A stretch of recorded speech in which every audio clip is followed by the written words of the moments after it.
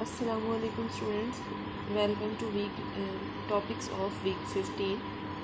It's quite interesting in which we will discuss about different use of different verbs which are quite familiar for all of us in spoken English, as although, thou, even though, in spite of, and despite.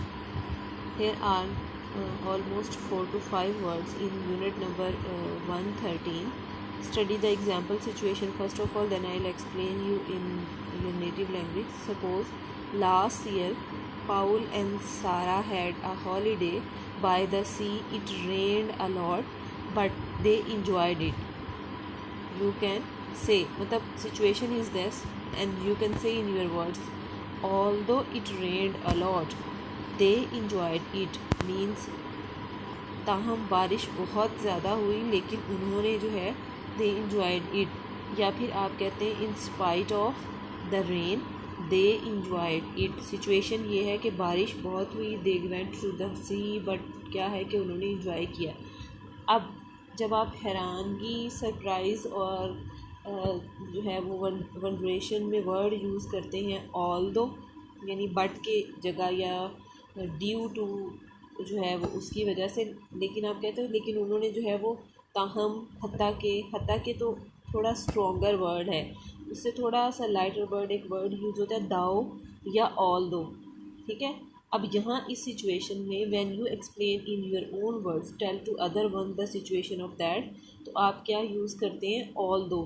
For example जैसे आप ये कहते हो कि situation ये है कि lockdown है लेकिन दुकानें फिर भी खुली हुई हैं, तो आप किसी को कैसे बताते हो the shops were open in spite of lockdown, या the shops were open although the lockdown was in city, in spite of that shops were open.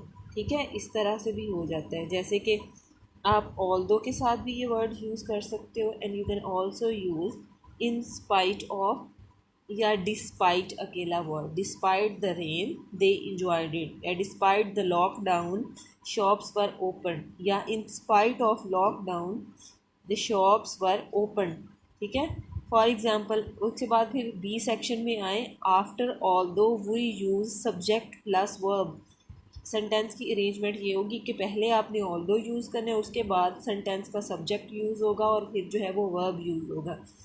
Although it rained a lot, पहले ऑल्दो वर्ड यूज़ हुआ.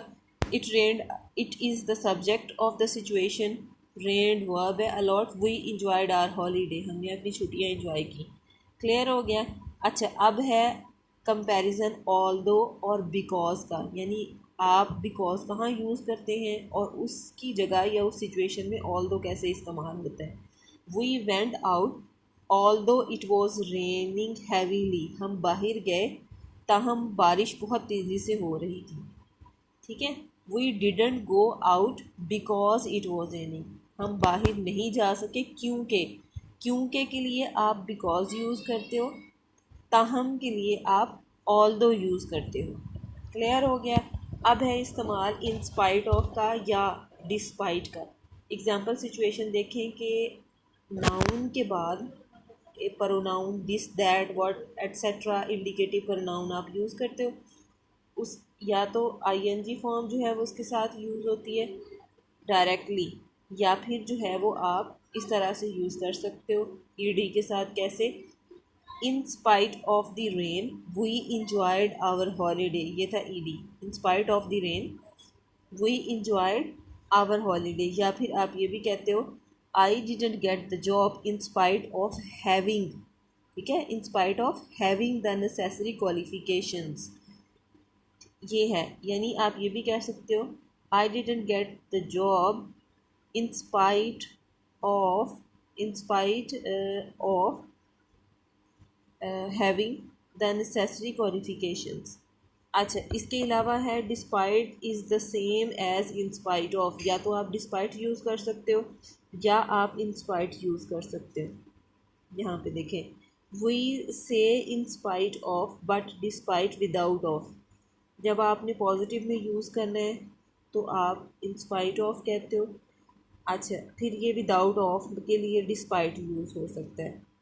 जैसे कि I didn't get the job in spite of the fact that I had the necessary qualifications. ऐसे भी होता है, I didn't get the job despite the fact that I had the necessary qualification. अब in spite of and because of का comparison, यानी जब जब आपने बिकॉज ऑफ यूज़ करना है तो सेंटेंस अरेंजमेंट कैसे होगा? We went out in spite of the rain, हम बारिश होने के बावजूद बाहर गए। ठीक है, फिर आप कहते हो हम बाहर नहीं जा सके क्योंकि बारिश हो रही थी, तो फिर आप बिकॉज यूज़ करोगे, we didn't go out because of the rain. अच्छा, एक चीज़ यहाँ पे देखें, डी सेक्शन में though is the same as although, in spite is the same as despite. अब जो है वो, लेकिन ये है कि अच्छा, पिछले 112 यूनिट में हमने डिस्कस किया था इवन, इवन और दाओ इज़ द सेम बट दाओ is quite stronger then even. Even का यूज़ है वो थोड़ा वीकर होता है सेंस के हिसाब से। कैसे? जैसे देखिए यहाँ पे दिया हुआ है, the house isn't so nice I like the garden दाओ। घर तो इतना अच्छा नहीं है, ताहम मुझे जो है वो बाग पसंद है। अच्छा, अब यहाँ आप इवन कैसे यूज़ कर सकते हैं? ऐसे, even though I was really tired I couldn't sleep. आप ये भी कह सकते हैं, I couldn't sleep even I was really tired. ठीक है, या I see them every day I have never spoken to them though, मैं रोज़ उसको देखता हूँ ताहम मैंने कभी उससे बात नहीं की। ठीक है, अगर आप इवन के साथ इसको अरेंज करो तो आप ये कह सकते हो,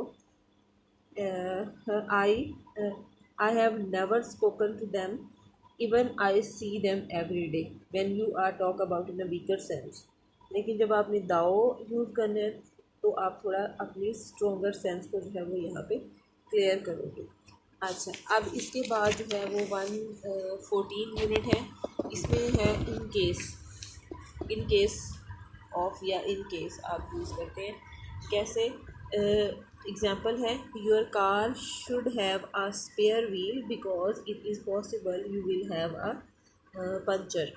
तो आप इसको कैसे बताते हैं? Your car should have a spare wheel in case you have, मतलब सिचुएशन इज़ दैट, लेकिन उसी को आप एक सेंटेंस में कैसे बोलोगे?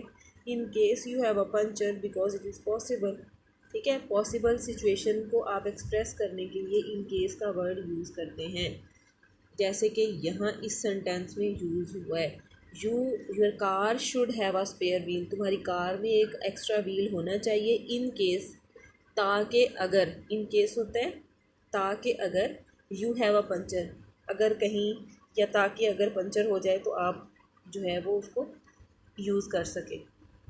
अच्छा, ये देखें, फिर आगे जो है वो उसकी एग्जांपल्स दी हुई हैं। For examples, I don't think it will rain because I will take an umbrella just in case, यानी एहतियातन जैसे आप कहते हैं ना, तो वो जो है वहाँ पे ये इन केस यूज़ होता है। अच्छा, फिर यहाँ in case if, in case simple और इन केस इफ़ की सिचुएशन है, वो कैसे है? एक एग्जांपल मैं आपको बता देती हूँ, will buy some more food in case Tom comes, अगर टॉम्स आता है तो हम जो है वो ज़्यादा खाना ख़रीद लेंगे। या फिर आप ये भी कह सकते हो, will buy some food if Tom comes. यही बात इन केस और इसके साथ जो है वो रिप्लेस हो सकती है। ठीक है, होप्स हो कि